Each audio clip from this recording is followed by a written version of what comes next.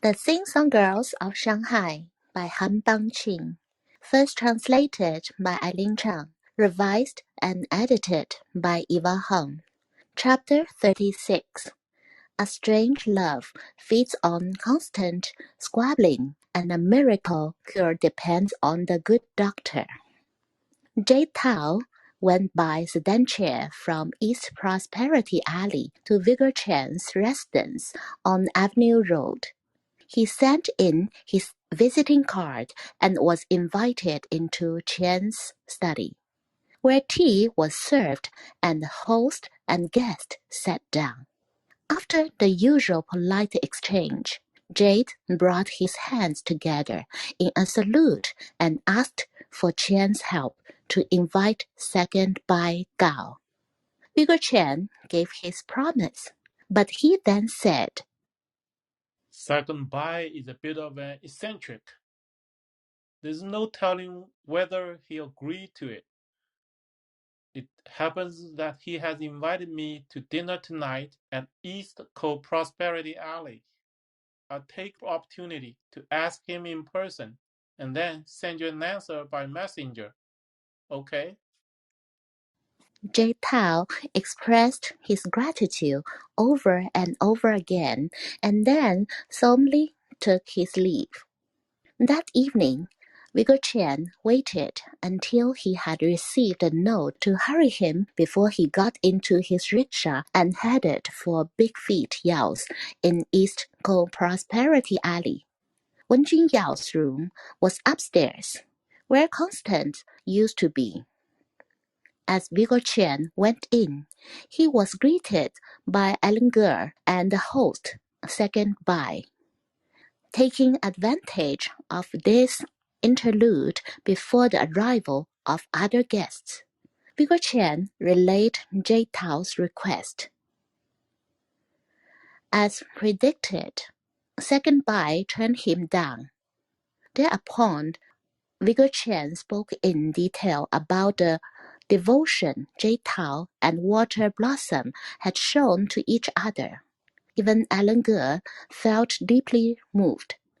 Wen Jinyao, who was sitting to one side, jumped up and asked, "Are you speaking of Water Blossom of East Prosperity Alley? She is deeply in love with second young Master Tao. I have seen them several times. They always come and go together. How come she is ill?"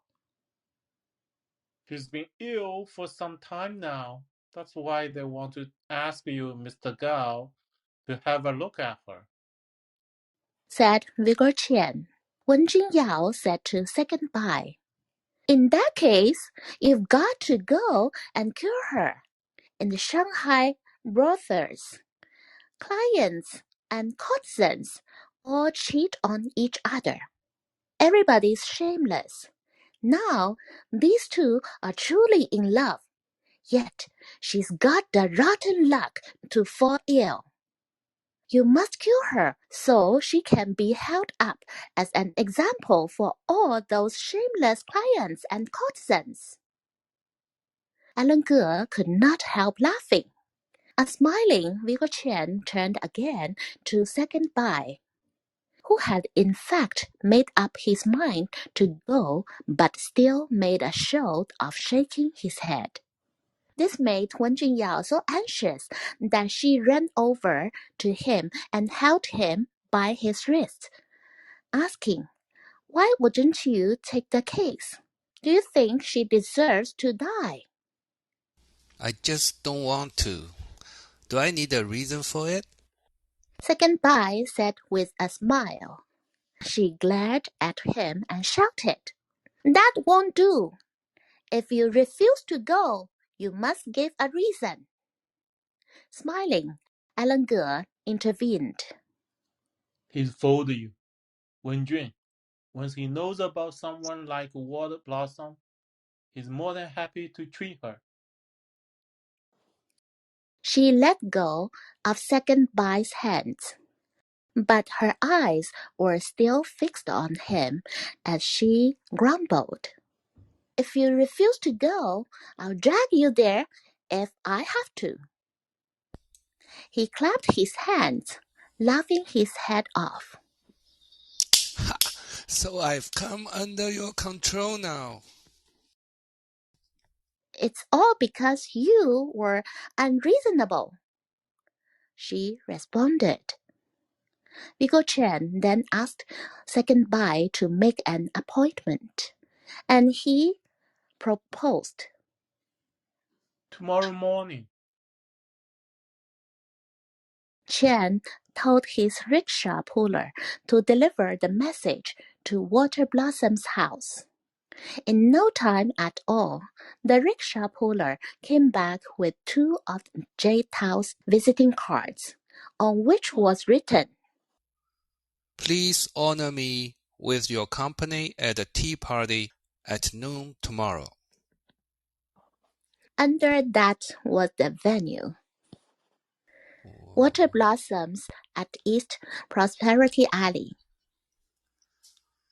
Let's invite him over right now, said Second Bai.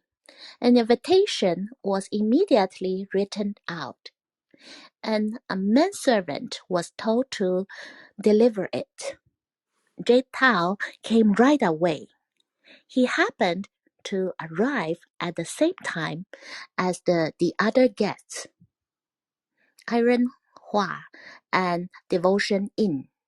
Second Bai called for hot towels to be served, and everybody moved over to the table. Second Bai was a generous host who plied his guests with wine. Jade Tao was the only one who did not drink. Iron Hua and Devotion Inn both prided themselves on their capacity, while Eileen Ge and Vigo Chen just consumed token amounts. The minute the girls arrived, Second Bai called for the large wine cups and offered to play everybody at the finger game. Jade Tao, in the seat of honor, declined with an apology. You can have substitutes for the drinking, said Second Bai. Jade Tao reluctantly complied. His penalty wine was given to Big Goldie by River Blossom. When Devotion Inn's turn came, he raised objections, saying, You have a whole lot of people here drinking for you, but I've only got green fragrance. It's too much of a disadvantage. In that case, let's not have any substitutes. Second Bai replied, Fine. said Devotion. Second Bai lost all 3 games and so had to drink 3 penalty cups in a row. The other 3 guests, however, had substitutes as they saw fit. Second Bai put the large wine cups in front of Iron Hua. The latter said, Your round as host doesn't count. You should play another round as banker. Later. Second Bai replied. Iron Hua then started a bank himself with 20 cups. Devotion Inn, who only wanted to get at Second Bai, did not object when he saw White Orchid substituting for Iron Hua. Before long, the banker's 20 cups were knocked off. Who will be the banker next? Iron Hua asked. Everybody looked at each other mutely. None accepted. Second Bai suggested that Devotion Inn should go ahead. You go first. I'll be the challenger. Replied Devotion Inn. Second Bai followed his predecessor's example and poured out 20 cups. Devotion rolled up his sleeves and launched his challenge. He was on an unbreakable winning streak, and Second Bai lost game after game. Wen Jinyao tried to substitute for the penalty wine, but devotion forbade it. After 5 games, Second Bai became extremely vigilant and finally won 3. Devotion only drank 2 cups himself. The other one went to Green Fragrance. Second Bai sneered at him, but Devotion pretended not to notice. Wen Jinyao was so angry, she turned her head away. After he had finished the penalty wine, Devotion In laughed and said, I'll give somebody else a chance at you. Vigor Chen, who sat next to him, kept whispering to Green Phoenix about confidential matters and told Alan Girl to play instead. Alan, who thought that the wine cups were much larger than usual, gave half a cup to Snow Scent every time he lost. Devotion In did not seem to notice, but when Second Bai lost, Devotion immediately filled a cup and gave it to him, saying, You are a good drinker. Have it yourself. Second Bai was about to take the cup when Wen Jinyao reached out a hand and covered it. Just a minute. If they have substitutes, why not us? Give it here, I will drink it myself. I feel like drinking just now. said Second Bai. If you want to drink, you can have a whole vat after the party. But now I will take this for you. So saying, she pulled at his sleeve. A Second Bai was still holding on to the cup. It fell and got smashed, splashing wine all over him. This caught everybody at the table off guard. Even Vigor Chen and Green Phoenix stopped talking. The maids waiting at table picked up the pieces and brought a towel for Second Bai to wipe off his gauze gown. Devotion In said nervously, Drink for him, by all means. If 2 of you should start fighting again, it'll be the undoing of me. So saying, he hastily filled another cup for Wen Jinyao, who drained it in one gulp. He cheered. Vigor Chen was puzzled by what Devotion had said. The latter explained. Don't you know that their relationship is built on fighting? At first, they just got on all right. But the more they fought, the closer they became. Now, they're of course inseparable.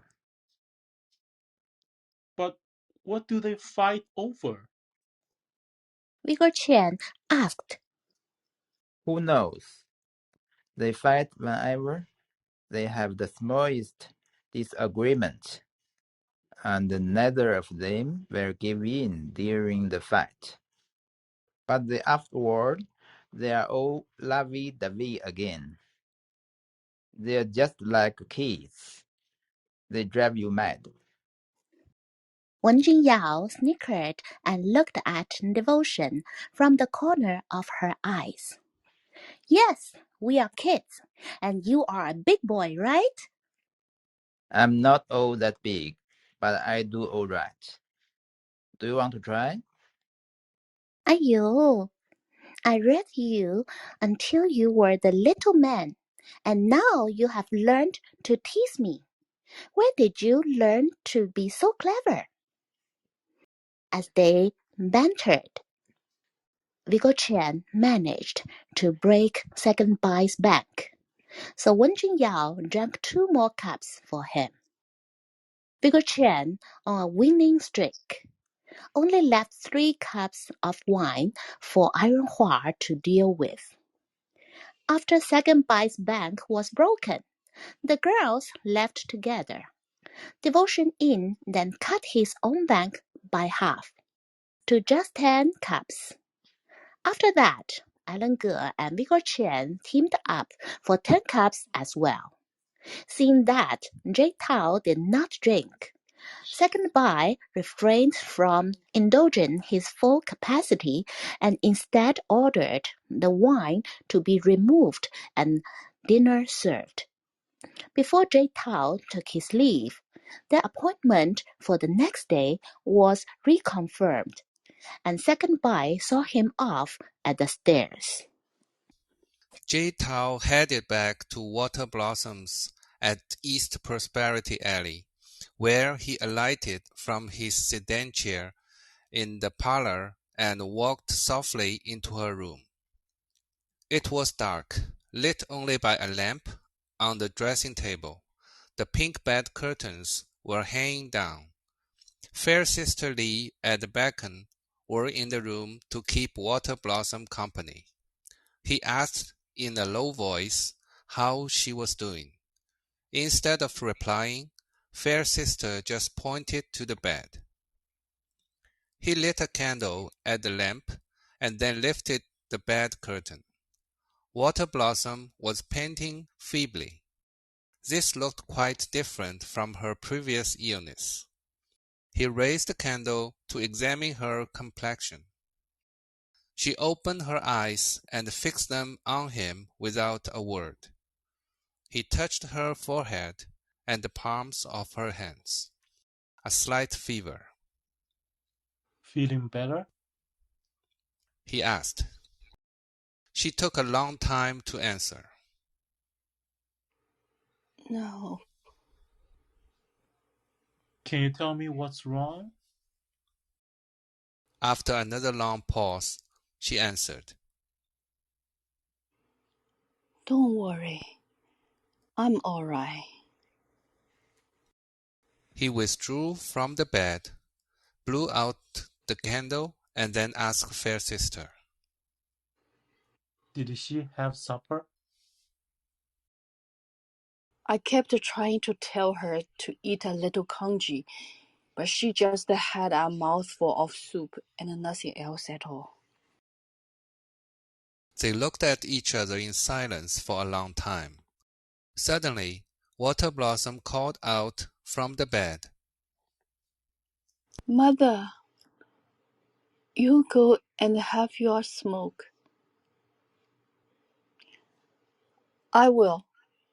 You get some sleep. Fair Sister replied. River Blossom happened to come back just then from a party and was eager to see Elder Sister. The fact that both Fair Sister and Jade were in the room made her think that Elder Sister was seriously ill. She turned pale.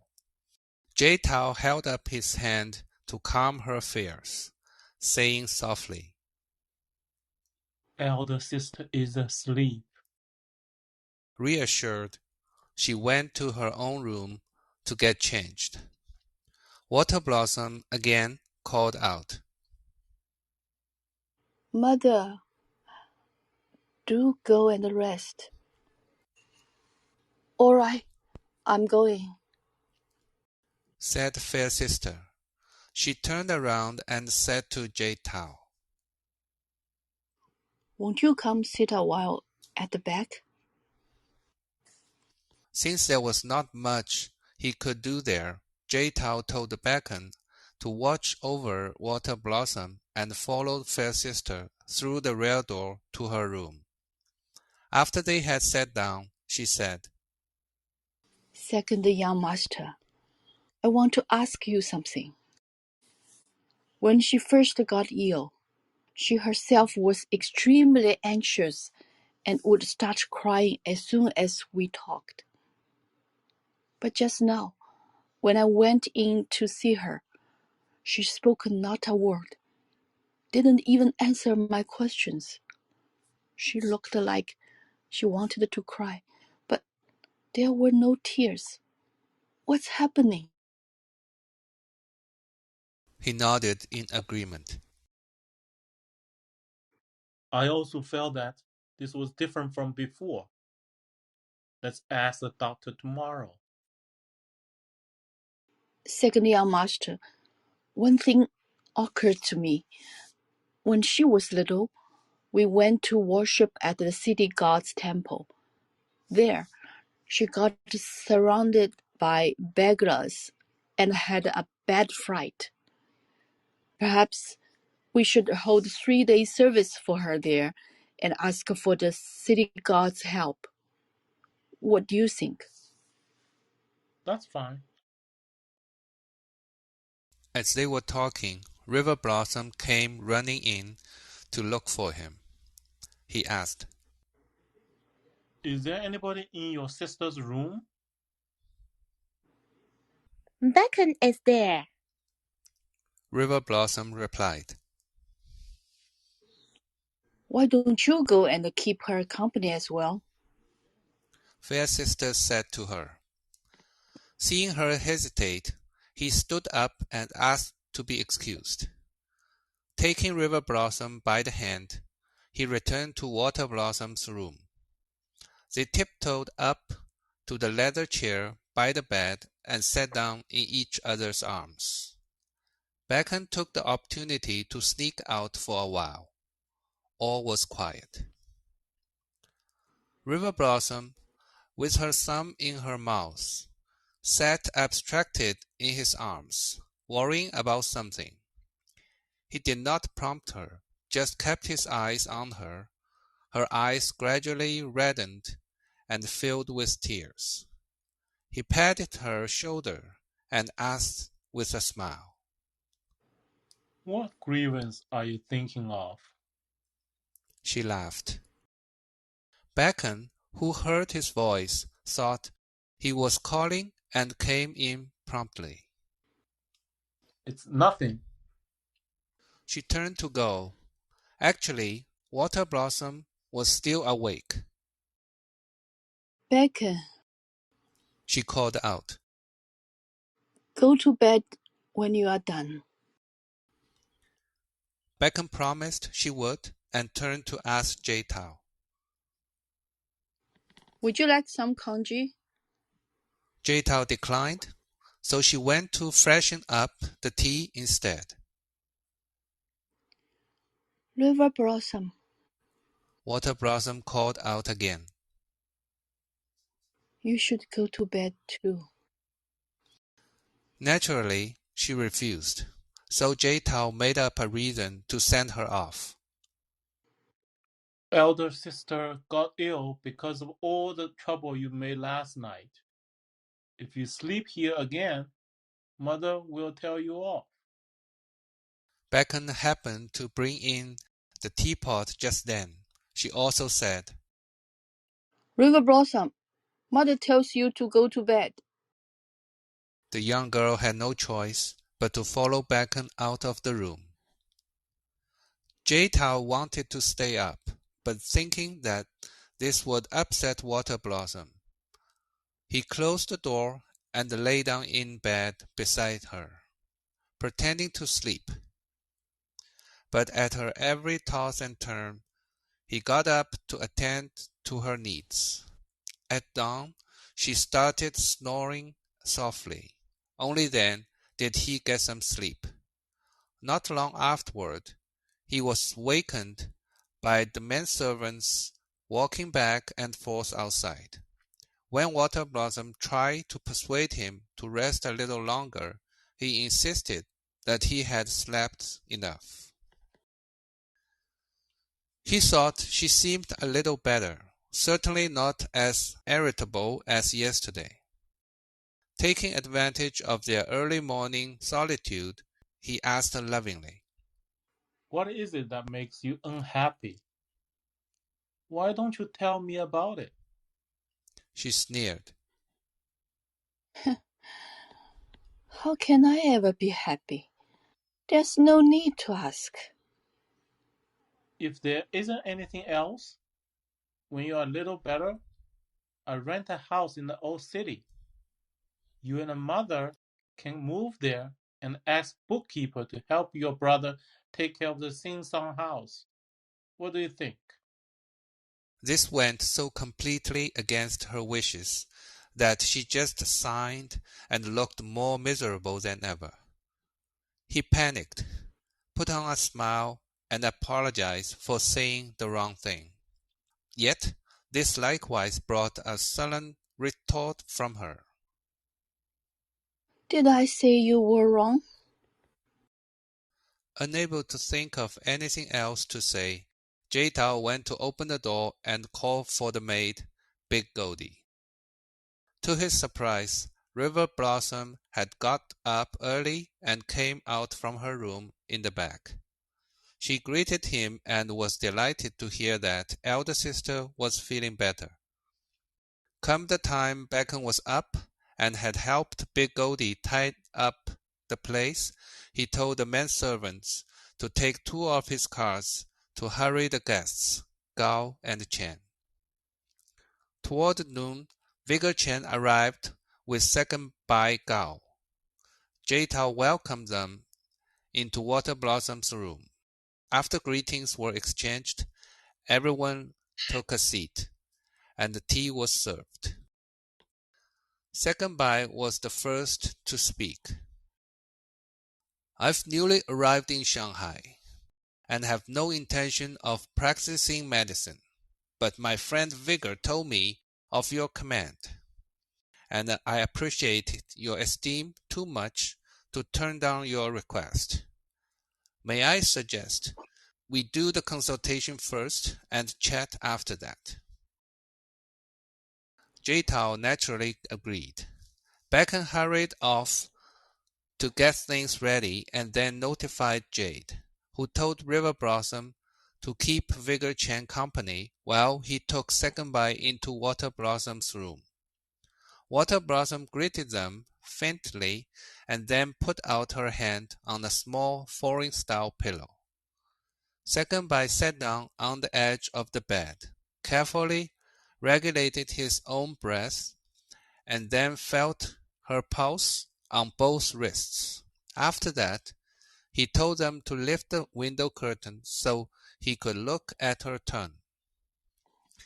The examination over, Jay-Tao accompanied him back to the room opposite, where River Blossom had set out a writing brush, inkstone, and the poetry writing paper on the table. Bacon rubbed ink stick on the stone to make ink. Vigor Chen moved to one side. Jay-Tao asked Second Bai to sit down and explained. Water Blossom's illness goes back to the 9th month of last year, when she caught a cold and ran a fever a few times. It was nothing serious. But by spring this year, she had gone downhill. Every time she got better, she fell ill again, as if the illness were chronic. It wasn't fever either. It started with her losing her appetite. So she ate and drank less and less, sometimes not even eating for a couple of days. She got so thin, she was just a bag of bones. She did seem to get better in the summer, around the 5th and the 6th months. But even then, she still had a fever.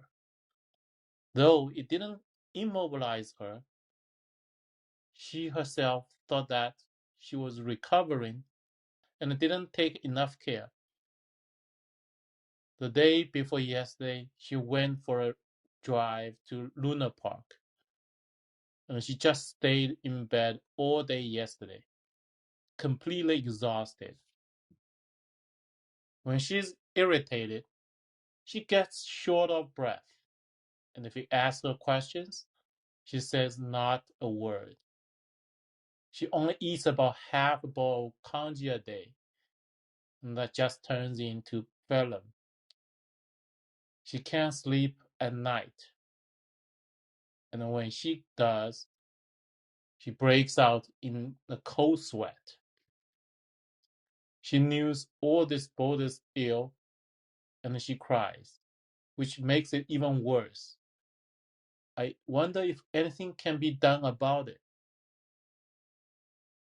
Second Bai replied, This consumption, if she had taken a concoction to strengthen her respiratory energy and improve her general condition when she first fell ill in the 9th month last year, she would have been all right.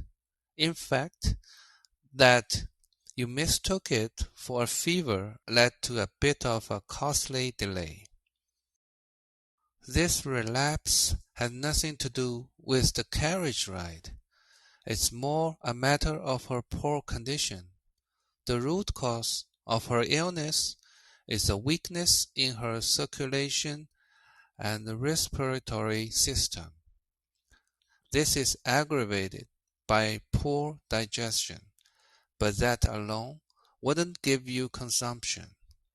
I take it that she is extremely bright and has overworked her mind, accumulating worries and sorrows over the years, thus doing damage to her digestive system. Such damage is evidenced in an emaciated appearance, physical feebleness, coughing and congestion in the chest, a sore acid taste in the mouth and hiccups, very little intake of food and drink, and an intermittent fever. This is what is called consumption. The problem is the damage has gone beyond the digestive system to the heart and kidneys. Irritation and sweating are just some of the symptoms. In a few days, she will experience many other problems, chill and aches in her back and knees, palpitations, and wild dreams. Jade broke in. You're right. She has these problems even now. She often cries out from fright in her sleep, and on waking says it's a dream. As to her back and knees, they've been aching for a long time.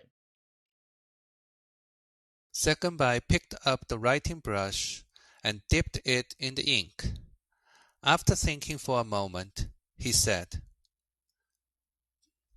Given her poor appetite, she probably has trouble taking medicine too.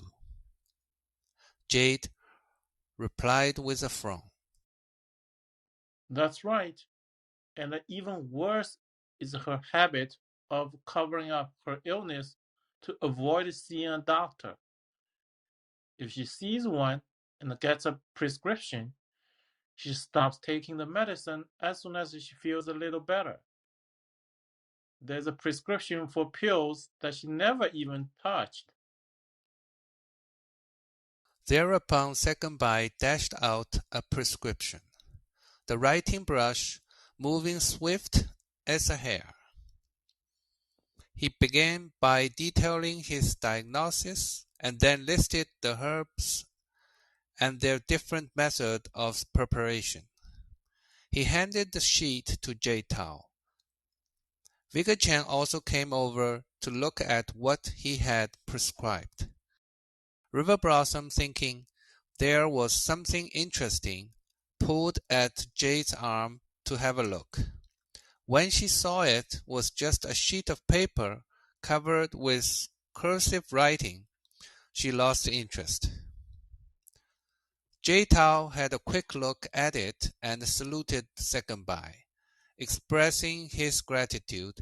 Then he asked, Another thing, when she first fell ill, she used to cry and fret, but now she doesn't do that at all. Does that signify complications? Not really. Previously, her problem was restlessness. Now, it's weariness and fatigue. All these stems from the heart. If she could stop worrying, taking the right nourishment, and rest well, she will recover faster than by taking medicine. Vicar Chen asked, Is this illness curable? There's no such thing as an incurable illness, but if an illness has dragged on for a while, the recovery will also take time. She'll be all right for the next couple of months. The autumn equinox is probably the critical time. After that, we'll be able to tell if she will completely recover. Jay-Tao, on hearing all this, was severely shaken. When he recovered, he asked Second Bai and Vicar Chen to make themselves comfortable while he took the prescription into Fair Sister Li's room. Fair Sister had just woken and was sitting up in bed. He read out the diagnosis and the list of herbs and then repeated to her what had just been said. She too was shocked. Second young master, what do we do now? Jay-Tao had no answer. He stood there numbly. Only when the table had been set outside and the big Goldie repeatedly called out for second young master did he toss the prescription down and go out to join his guests. That's the end of chapter 36 of the Sing-Song Girls of Shanghai. Narrated by and voice acted by Grace Zhang, Wu Wei, 连连晃 David Shen. 刚成 Thank you, 谢 everyone. 谢，谢谢，谢谢谢。谢。辛苦辛苦，我困着他了，刚刚。在忙着嘞辛苦辛苦。抱歉，辛苦辛苦辛苦。后面一段很难读的那个高雅白就是看读得这个牙很好。我读了困牙了。还是没省啊，到后面。比中文好多，比中文好多。这个方言。比中文读个妇女还不晓得啥子。就像搿辰光读搿个围城一样，围城里向勿是读伊拉爷个文绉绉一套嘛？哎哟，瞧一下，石头打结个呀。开方什么叫兔起胡落？哎呦，可是真是吓得了，有点那个金庸的味道了。不是搿是我想辣盖搿辰光专门用的。突厥后来引用啥？引用伊我们讲过就老快啦，灵活呀，就是写得快，老滑稽，潇洒呀，活力活了，突厥。好，录音习惯它了。这也是中文的那个叫什么半文半白，这个信息密度比较高，这个是肯定。Are you speaking of watermelon of East of East watermelon 不是 watermelon， watermelon， watermelon，这个可以剪到花絮里。吓死我了 watermelon， 听得还挺顺的。That's why